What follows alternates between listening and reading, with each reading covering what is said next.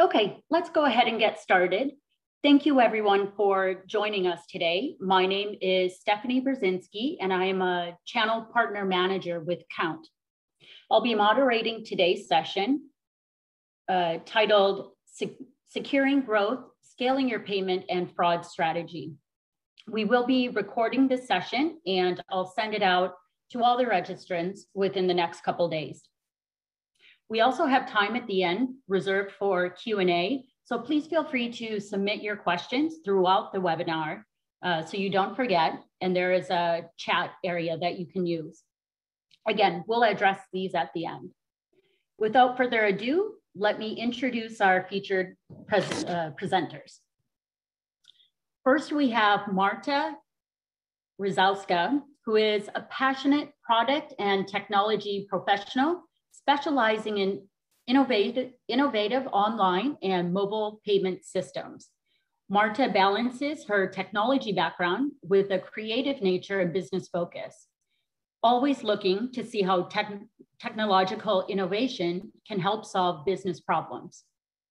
Marta is currently the Director of Portfolio Product Management, Payments and Retail Solutions at Moneris.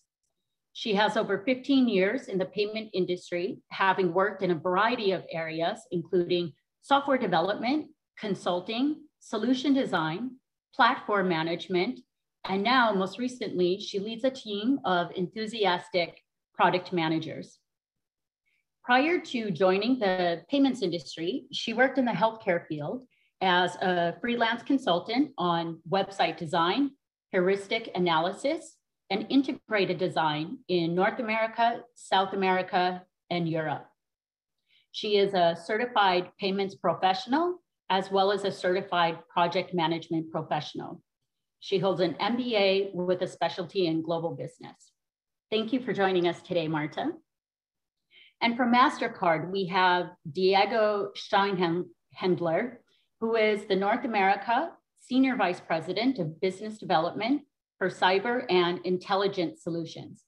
He is responsible for sales and partnerships of authentication, fraud, AI, and cyber solutions. Over his career, Diego has held roles at leading industry companies like Discover and PayPal, as well as startups like TransPay and CheckWow. Diego holds an MBA from the University of Texas in Austin and a degree in digital business leadership from Columbia University.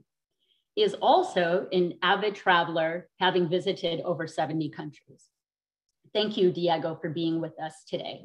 To start our discussion, let's begin with e-commerce growth rates. We're all aware e-commerce is growing, and here on the slide, you can see the top 10 countries of growth, with Canada at number 8 with 21% growth. There's a few reasons for this growth. First, more people have access to the internet. 61% of the world's population had access in 2019. Secondly, mobile apps are on the rise. And I'm sure that many of us are even using mobile apps more in our own lives. In 2020, obviously the coronavirus contributed to the e-commerce growth. And there's various statistics out there, some estimating the rise up to 44%. And this is why it's important for businesses to think about their e-commerce growth strategy. All right, Marta and Diego, how have your businesses dealt with growth in e-commerce sales? And also, what challenges have come up that you have had to change or alter your strategy? Marta, do you want to start us off, and then Diego? Sure. Especially within the last year, obviously a lot changed very drastically in March of last year, where everything started shifting into a digital landscape. And even though we were already heavily focused on digital solutions for our merchants, what we found is, one, we needed to almost double down on everything that we were putting out into the market. So our product strategy, especially for anything merchant facing, really started taking up more of a focus on more robust digital solutions, fraud prevention tools that we would be baking in. So making it as simple as possible for everything from a micro customer all the way through to a major business. But at the same time, making things like digital in a face-to-face environment more easily available, because now all of a sudden you're starting to see more of a shift towards things like order online, pick up curbside, or order within the store but having it shipped to the house. So in all of that, we also found we needed to start putting a lot more time into merchant education, because a lot of businesses that weren't necessarily even thinking about digital or e-commerce before, all of a sudden we're starting to get almost forced to have to look at it. So a lot of consulting, a lot of merchant education on how to get started, but at the same time, how to protect their business. We saw obviously a similar acceleration, as Martha mentioned and Stephanie mentioned, in digital commerce for obvious reasons. I think we were well prepared and a strategy was already in place, but we probably got to where we believed the digital world was going many years ahead. Now with that acceleration, just like the number of Z's I see in the panel that I've never seen before, I counted 5. Fraud went the same route, right? And fraud exploded at a faster rate that it was before, and in parallel with digital commerce. We are seeing different rates depending if it's physical or the digital world. Overall, and I know we're going to dive more into it as we go through the webinar, but MasterCard has invested heavily in the physical world, and that's something that most people know. And over time, different in Canada than in the US, where I'm based at. Obviously, you've seen the advancements on the card itself, and you have it there as MaxStripe being one of the less secure methods of payment. And we are obviously in the US migrating to chip, and those investments keep happening with contactless and tokenization and contactless on phone, et cetera. In the digital world, we've been investing heavily to protect environments before the transaction, during the transaction, and after the transaction. And I think we saw those investments, you were asking about the strategy, pay off as the acceleration of digital payments came through. And as we saw the fraud coming, we were in a good place to help our stakeholders be protected. Thank you, Diego. Now, as we evaluate these changes and overcome these obstacles, it's important to always have the customer experience in mind. And Hannah, if you can advance to the next slide, please.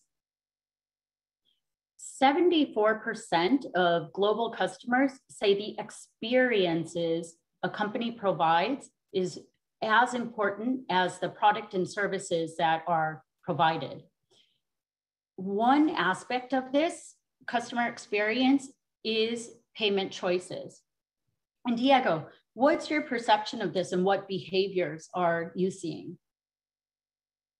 Yeah, so some of these numbers, we conducted research in April and May of 2020. So interesting dates, because obviously the hype of the coronavirus where no one wanted to touch anything. So we saw a deep increase in anything touchless, especially in markets where contactless wasn't big yet.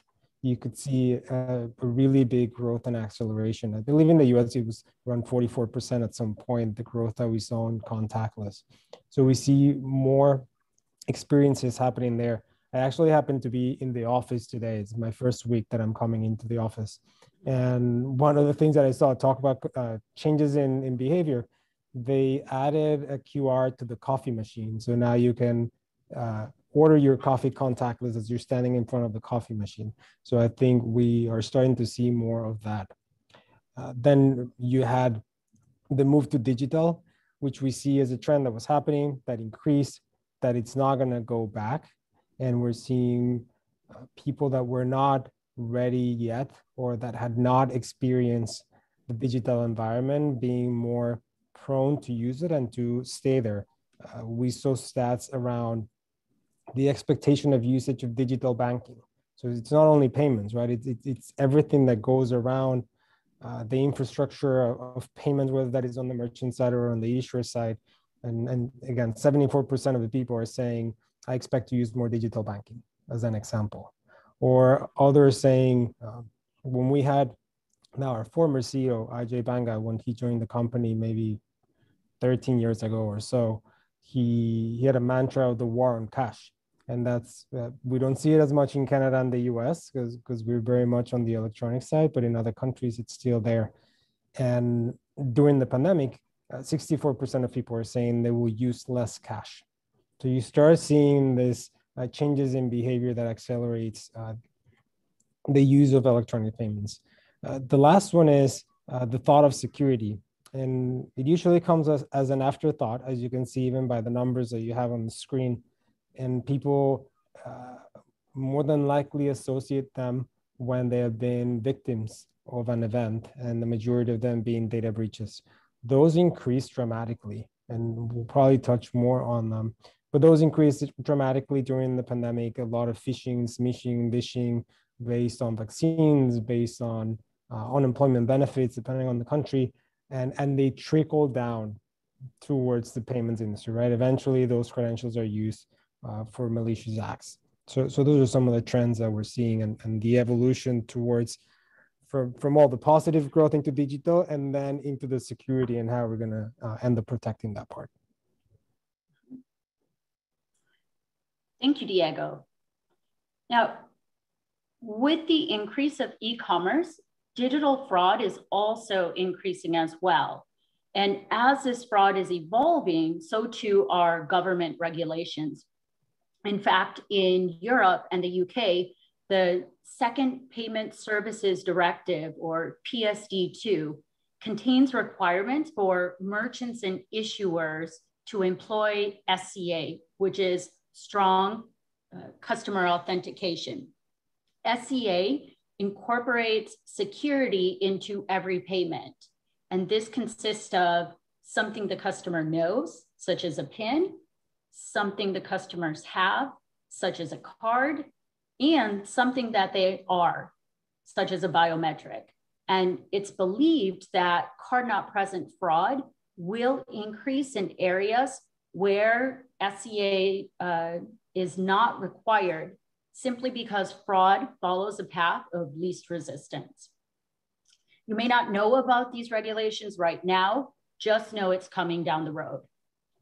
Marta, can you tell us more about what you're seeing in the industry? Sure. So I'm actually going to touch on a few things that both you and Diego just mentioned. So we know, for instance, over the last few years, especially if we're taking a look at the Canadian market and by extension, the US market, the introduction of EMV started decreasing fraud in North America, right? So EMV started getting introduced into the Canadian market. All of a sudden, since we were heavily face-to-face business focused, a lot of that face-to-face fraud started moving south of the border. So you started seeing decreased fraud on the Canadian side, but increased fraud on the US side. But now all of a sudden you're starting to see, okay, digital's on the rise, right? So consumers are used to digital transactions now, they're starting to expect it, okay? So now we're starting to introduce more digital businesses. And by that nature, automatically fraud is going to increase. But when you start seeing programs such as SCA and PSD2 in markets such as Europe, to your point, that fraud is going to start shifting. So we're already starting to see that. So that fraud, that digital fraud that may have existed in the European market, by nature automatically starts shifting into North America. And we're seeing that already happening, where it's now digital fraud is on the rise in both Canada and the US. Okay. And a lot of times we tend to get asked this question of, well, PSD2 does not impact me yet. I'm a North American business, I'm a Canadian business, US business. These aren't regulations that apply to me. And the general message that we say is, well, one, it's going to apply to you because that fraud's going to shift here, right? Two, if you're going to be dealing with any consumers outside of your borders, then they're going to start slowly starting to expect some of this already. And what we would also say is, keep an eye on the fact that if these programs are successful in other regions of the world, there's a pretty good chance that at some point in time, they're going to start moving in here. So some of the programs that are available, such as 3D Secure 2.0, that actually allow you to start kind of creating secure solutions for PSD2 requirements, these are available in North America. So these are things that I would actually highly recommend just keeping an eye on and implementing into your digital strategy. Thank you for those insights, Marta. Now, it's interesting as many merchants want to provide a frictionless experience to avoid cart abandonment. At the same time, they want fraud prevention and account security for customers. So what impacts a customer's perception of security of the digital transactions? And you can see some of the statistics listed here. It's really a balance of friction, customer experience, and the perception of digital transactions. Oh, for both Marta and Diego, how are you ensuring safety of customers? So I'll jump in first if I may. There's the side of protecting the consumer, and then there's the side of protecting the merchant, right? And obviously anybody who's going to be doing digital really does need to consider both. So if you're going to go into digital sales and you want to have a website and start selling online, you're only as successful as you're able to actually get consumers to trust you and actually purchase from you, right? So from a merchant's perspective, they really do need to be concerned about how do I attract consumers, but those consumers have to trust me, right? So that trust factor has to be something that tends to be visual, right? And this is where we're starting to talk about the actual perception of the consumer. If that consumer doesn't trust you, they're just not going to buy from you, right? So some of those visual cues could be something as little as having a clear phone number, giving a way for that consumer to be able to contact you so they trust that you're a legitimate business, having a proper business shipping address and not just a home address, having a proper URL, having clear indicators that you're using as secure websites, making sure that they can actually see how are you collecting information and that you're working with a trusted data collector and a trusted vendor for how you're offering those types of data collection and where you're storing it, how you're using it, having clear refund policies, a way for the consumer to be able to contact you as well. So customer service contacts, anything that allows them to feel like they're not just dealing with a fake website that's just been placed online, right? So that's one side of the story, is how do you get them to trust you? The second side of that, obviously, is you've got to protect yourself as a business. And a lot of the tools that we're going to talk about, they're definitely low friction tools, but some friction, and you just mentioned it, Stephanie, some friction sometimes is a good thing, right? Because some friction actually gives also the perception to the consumer that the merchant is doing something about it and actually protecting it. So you may be doing a lot of things behind the scenes to protect yourself, but if the consumer doesn't see it, sometimes at least giving them that view that they may be challenged can sometimes be a really good customer experience as well. So you got to balance that a little bit. Yeah, Marta addressed most of them. And it's interesting. I think that balance in between friction and customer experience it's very difficult. I think in some cases when you talk to merchants, the idea in non-regulated countries, as you were talking about PSD2 and SEA, but in non-regulated countries, it's all about how do you make the payment experience more seamless. And there are a lot of stats about cart abandonment when it is not seamless and when there's friction. But at the same time, I mean, we're all consumers, so no one can tell us whether or not you feel a certain way as a consumer. And there is something about friction sometimes, and depending on the type of friction, you can talk about biometrics and the way they're being used in a mobile environment as not being very friction based, though they give you this idea of security. So I think we will see more of that. Same thing with two-factor authentication, which used to be seen as extremely friction driven, but it's becoming more of a norm given the amount of data breaches and the way fraudsters are scaling their attacks with credential stuffing and other, right? So this little pieces of friction, if you may, make people feel more comfortable. There was another one that we were discussing around the length or the type of characters that you use for passwords as you're creating the account, or the type of identity verification that you do when you open an account. Think now of all these crypto exchanges, or a digital bank. How are you using those tools to create this environment of security will become very, very important. So it really comes down to building a level of trust so that consumers want to come purchase from you. Correct. All right. So in talking about ensuring the safety and security of customers, when we think about the overall security of a digital transaction, it actually applies to more than just the point of payment. And traditionally, fraudsters have focused on the point of payment, and now they're evolving and attacking all points of vulnerability across this customer digital journey. And this includes things such as account login, account creation, account changes, even accessing loyalty points or miles if it's an airline. So let's focus for a moment on certain areas of this. Let's focus on the pre and post transaction steps. And I'd like to, again, get Marta and Diego's opinions. What fraud issues are merchants seeing pre-transaction? Marta, do you want to go first? Sure. Okay, so interesting question, because a lot of times when somebody's thinking about fraud potential, they're only really thinking about the time of payment, right? Because they think that that's really the only thing that could get stolen that's of any value, is that payment information, which you guys showed it on the previous slide. You really do have to take a look at everything, right? So as a business owner, taking a look at your infrastructure, right? Who is running your website? Where is it hosted? How's it being managed, right? Taking a look at things like,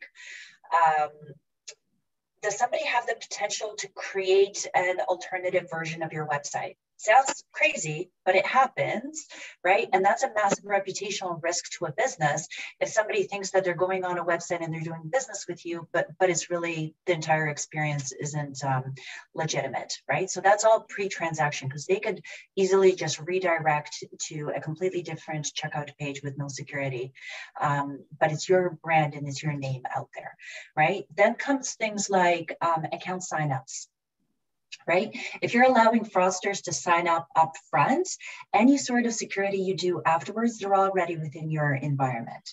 So you think that you're doing business with a legitimate person. Let's say you're allowing them to order digital goods, or you're allowing them to gain access to a platform, right? You have to protect that experience up front as well. And that then extends out to things like account takeovers, right? So you could have legitimate accounts that were created, but a fraudster takes over somebody's account, right? So protecting user identities, which basically really looking at how are you granting people access and how are you identifying them? So things like digital IDs are where this really comes into play. Yeah, we're seeing something very similar. We usually start thinking even one step ahead, which is, are there any vulnerabilities in the environment where you're going to be setting up your business, if you may, right? So are there software that hasn't been patched? Everything now is SaaS. So who are the vendors that you're using, and are they in a secure environment? Who's holding your PII data? How are you holding it? Are you using tokenization instead of just adding information to your website? So all those are vulnerabilities around the data. And as you know, we're in the era of data as the most precious asset. So I think that becomes a very important aspect that then gets used for the account takeover, for the malicious attacks, for the credential stuffing. So being able to identify during that process is very important. Marta also mentioned digital identity, which is something that we're all striving to. And within different environments, we all create identities, whether those are universal IDs for the environment itself, or if they're tied to a device. There are different ways of doing, I guess, partial digital identities today. But I would say what is key is not only tracking after the fact when that identity was created or that account was created, but how do you validate as that account is being created that the person you're interacting with is the right person? We talked about trust initially, and we were talking about trust of the environments, but how do you trust the person or the company that you're interacting with at the beginning? So the concept of identity verification during account opening or during tokenization as you're storing a credential that will be used constantly over time becomes really important on the, and everything we just discussed is pre-transaction, right? We haven't even paid for anything. We're just talking about how are you setting up your users in your environment, how are you protecting the environment itself and the data of your users before they actually go and make a transaction. Yeah, that was a great summary of some of the issues that can be encountered. Let's focus now on solutions. And Diego, a question for you. What services are you seeing vendors provide, excuse me, providing to address some of the issues you mentioned? Yeah, so we talk about some of them, then I will define them in three aspects for now, which would be this idea of protection. So you have there on the fraud side, you have payment fraud protection, real-time chargebacks, digital account protection.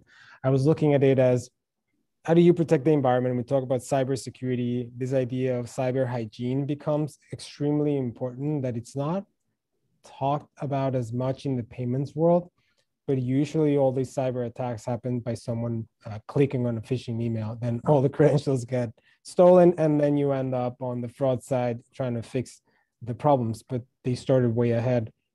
So that idea of protecting the environment, then protecting the credentials of the people. And I mentioned tokenization, but how do you protect the credentials of the people that are trusting you with their information, whether that is payment or medical records or something else? It becomes really important.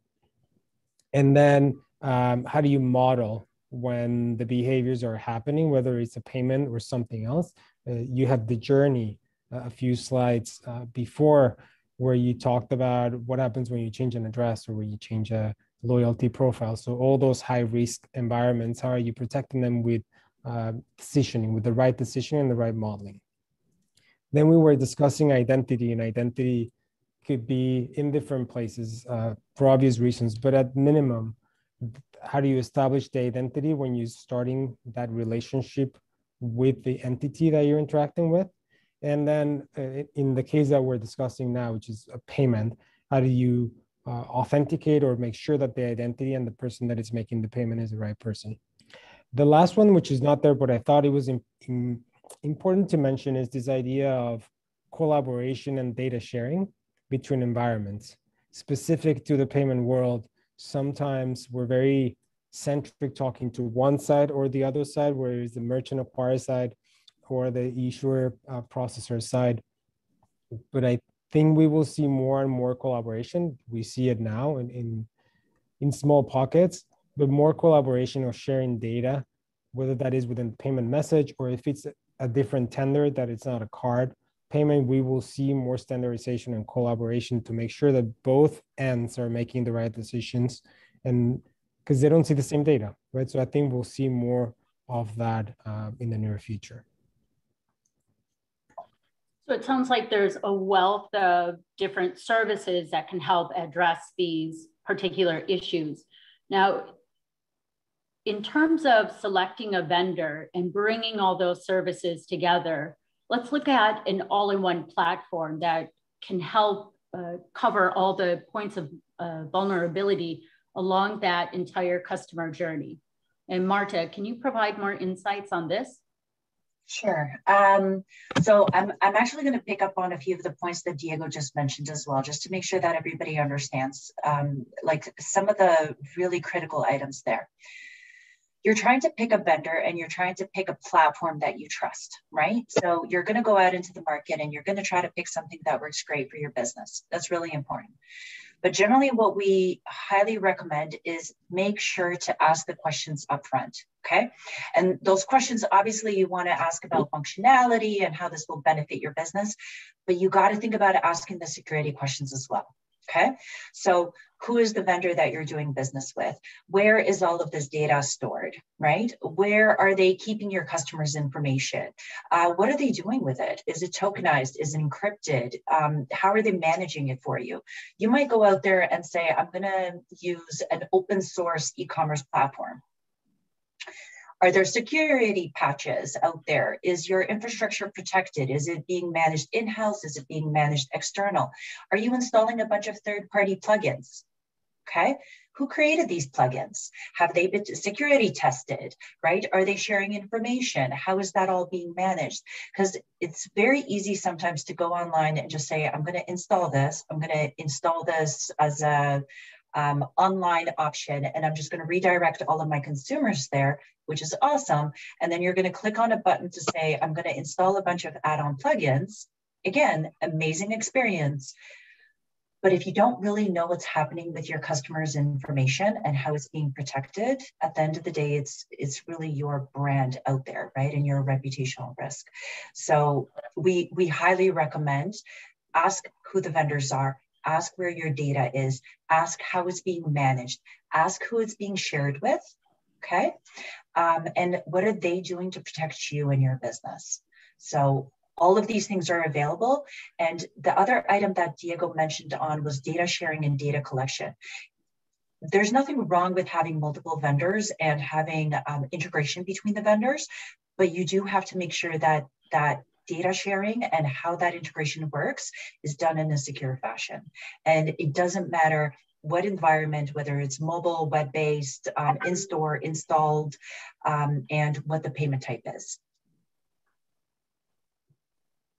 Marta, I'm going to dig a level deeper with the concept of the all-in-one platform, which is how to customize it to fit a merchant-specific environment. Now, several fraud prevention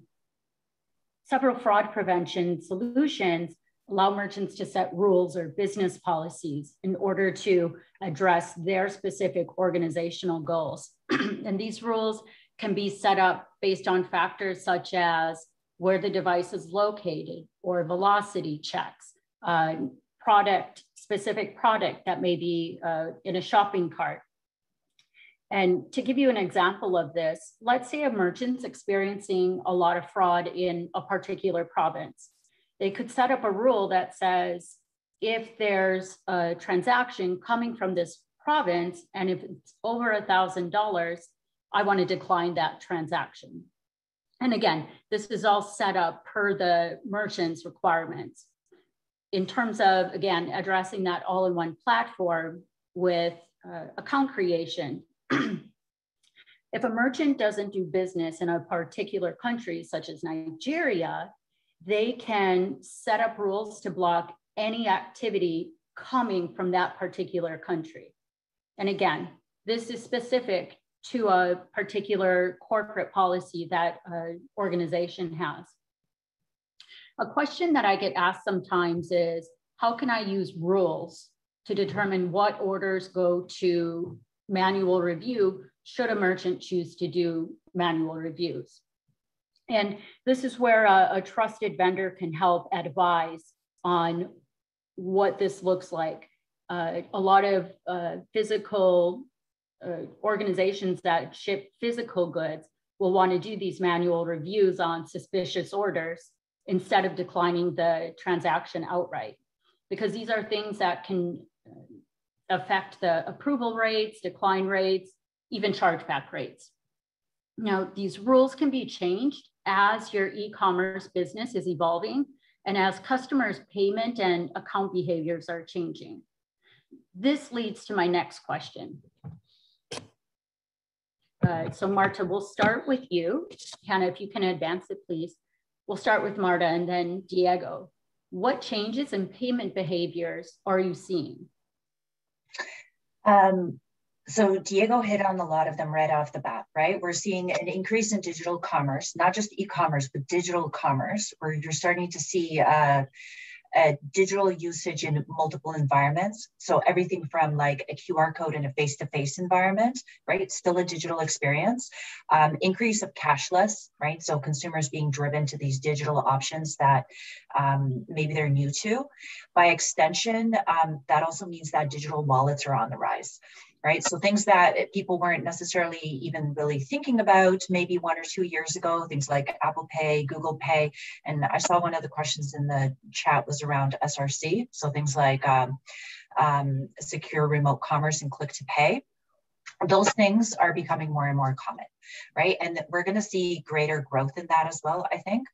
But I'm going to say, especially over the last year, just by the situation that we're all in, it's also drastically increased expectation and also the need for implementation of things like an omni-channel experience, okay?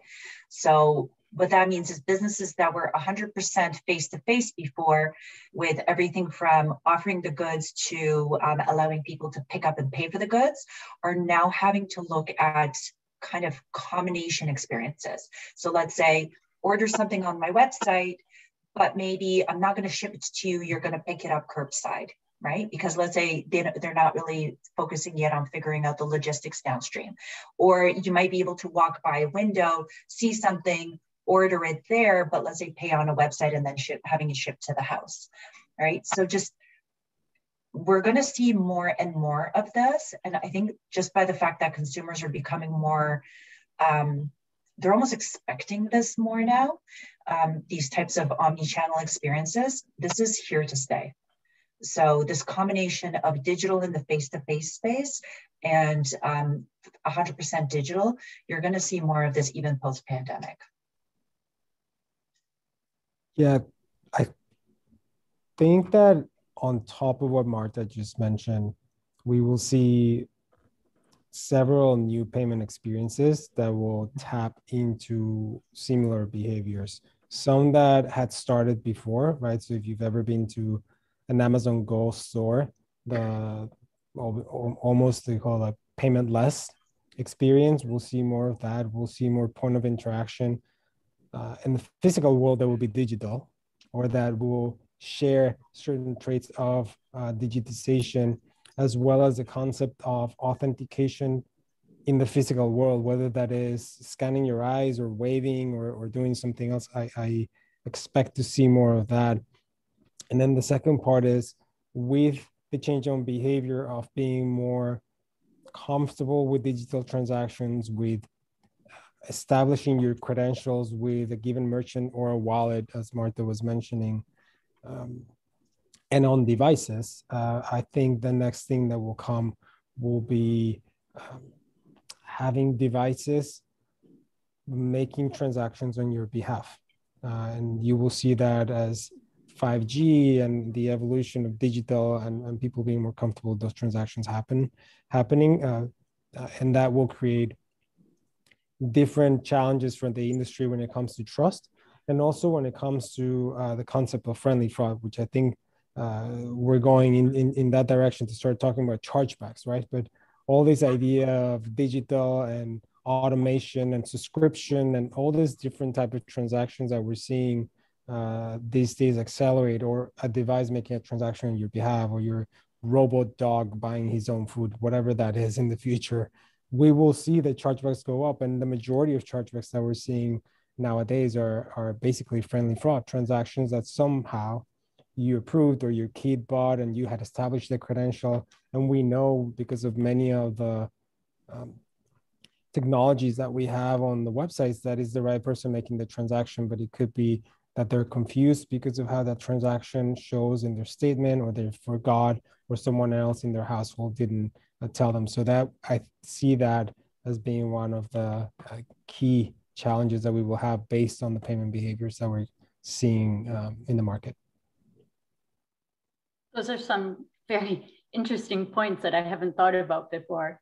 Now, with those changes to payment behaviors, what should merchants be aware of post-transaction? Should they be looking for chargeback guarantees? Or if it's a smaller business with a smaller budget, what do you recommend they do to set themselves up for success? And Marta, do you want to go first again? Sure. So I'm going to answer your question on the chargeback guarantee, but then I'll mention some of the other things to be aware of just post-transaction. So we're going to say from statistically, chargebacks tends to be reasonably low with smaller businesses. So the costs and the guarantee around a chargeback guarantee sometimes can be very cost prohibitive. Okay. But on the flip side, when fraud happens, it tends to be very quick and very aggressive in a very short period of time. Okay.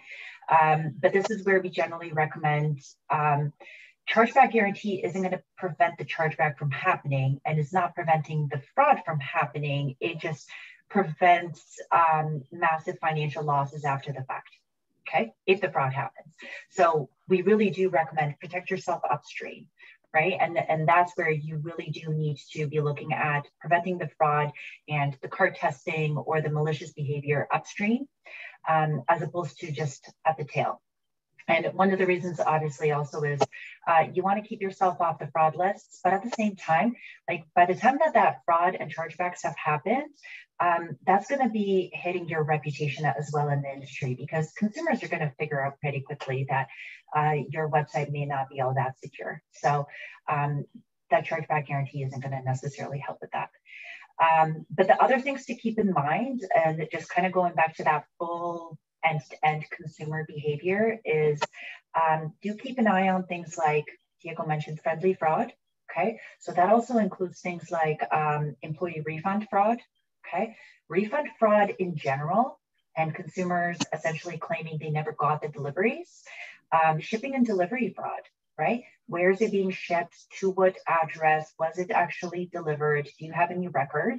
And especially if you're doing anything in a semi-restricted industry, being very careful about who's that person who's actually picking up and signing for that order, right? And how do you authenticate them at the tail end?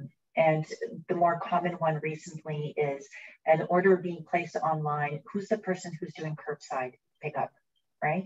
How are your employees doing validation, right? Even something as basic as just looking at a driver's license through a window, right? But just having something there to create at least a little bit of a barrier and that friction that we talked about, to really authenticate that online to offline type of experience.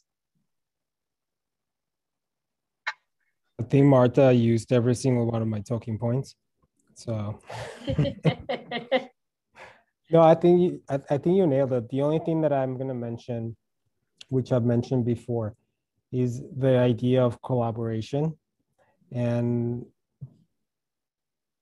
both with some of the tools that exist today to collaborate before an item is shipped, for example, that exist, and avoid the chargeback, or to send alerts to the issuer, or the issuer sending alerts, or providing clarity on issuer statements so that transaction, I believe that the number is 25% of all chargebacks come because of confusion from the cardholder. So if you properly explain what it was with a digital receipt, with a proper logo of the store, because this is, you have marketplaces that depend on another merchant. So being able to be extremely clear on the issuer side also helps the post-transaction, right? The post-transaction losses on the merchant, given that they're usually liable for it.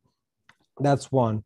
But the other one is being proactive on the collaboration of data. And there's starting to be certain tools. We talked a little bit about 3DS, and 3DS carries a lot more data elements. MasterCard specifically has added more data elements that go in the authorization message.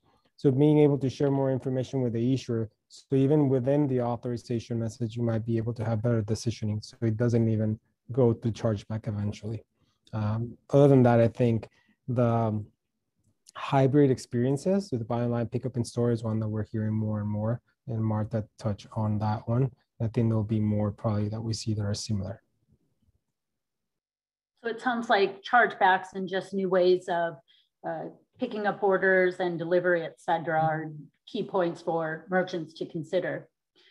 Now, as we bring this to a close, I'd like final thoughts in terms of what advice would you give merchants and what are some next steps they can take? And Diego, do you want to go first this time? This one is a loaded one. And I think every one of the points on the screen is something that people need to be thinking about. And depending on where merchants or issuers are in their journey, they will be focusing more on one or the other. One of the ones that permeates across all of the conversations that we've been having is the issue of identity. So account takeover, properly establishing identities at the beginning of the relationship with an entity, being able to authenticate a payment during the relationship, having as much information to make sure that everything matches, which is, in a way, it is a decisioning issue, but it's based on some of the attributes and behaviors that will allow you to figure out whether or not the transaction is legit and the person is legit. I see that one becoming more and more important as we keep moving towards digital and not having the face-to-face interaction. So that would be one that I would pick out of the ones that we have here. But all of this, I think what we always say, it's a layered approach. So you will need to have security for each one of these vulnerabilities. And identity would be one that I would pick as a place where I see more things coming through the pipe that haven't been 100% addressed by the industry yet. And Marta, your thoughts? So I'm going to hit on just look at that full end-to-end journey, right? Everything from how your consumer finds you all the way through to how do they place an order, purchase, select the goods, pay for the goods, get them once they actually deliver at the house, and any sort of follow-ons afterwards with any sort of refunds or customer service. And ask yourself at every single step of the way, what are the potential losses and what fraud could happen? Protect for every single step of that journey. And to Diego's point, layered approach. There is no silver bullet. There is no one tool that solves for every single problem. You really do need to look at how to actually build this cohesive experience. And Stephanie, you said it earlier on the slide of your business is going to grow. And as your business grows, you have to adjust your policies and you have to adjust your fraud prevention. So you're going to want to scale your business. You're going to introduce new ways of interacting with your business. But at the same time, you have to then go back and readjust those fraud prevention tools that you're putting into place. So never think that you can do this once and forget about it. This is an evolving risk and an evolving building for the future, basically.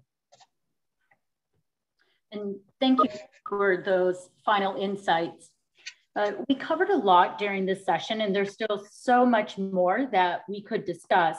So before we move into Q&A, we wanted to open up the opportunity to continue the conversation from here and meet with Count Sales to discuss your e-commerce growth strategy. We're going to make it very easy. We have a poll that you can see displayed here. And if you're interested in learning more about any of Count's solutions, please go ahead and take a moment to complete this survey.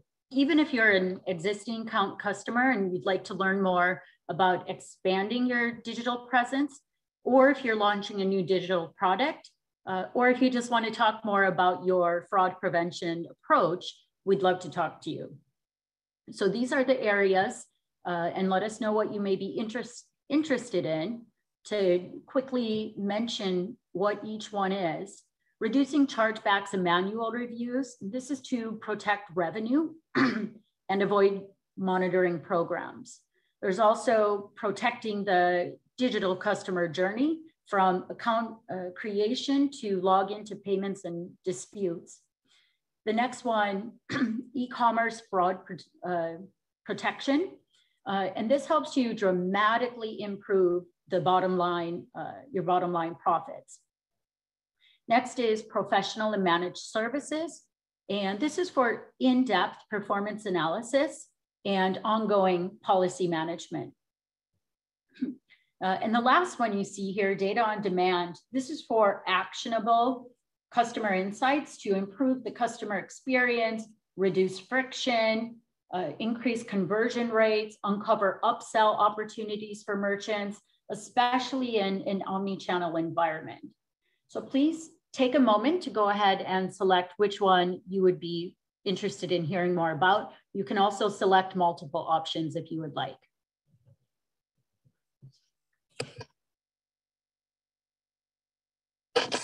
And as you do that, we do have a couple questions that have come in. The first one is, and Marta, if you want to go first, and then Diego with this one. Why does a merchant need a third-party fraud prevention solution in addition to 3DS? Good question, and we get asked this actually quite often. So we've kind of talked about it through this presentation. You really do need to look at protecting every step of that journey. So 3DS is an amazing tool and something to definitely take a look at, especially for things like liability shift, chargeback protection. It's now, especially with the new permutation of 3DS 2.0, it's now extending out to other things like mobile experiences, card on file transactions, if you want to just do a data only lookup. So it offers additional ways of being able to authenticate, but you're essentially kind of doing it at the time of transaction. So if there are things that you need to prevent the fraud from coming into your website in the first place, those are areas that you should be looking at other tools such as Count, for instance, to actually look up who's the device, how else has it been used, velocity checks on that device, and that's where third-party tools can come in. So even for things like account signups, account takeovers, login information, and that upfront part of the journey.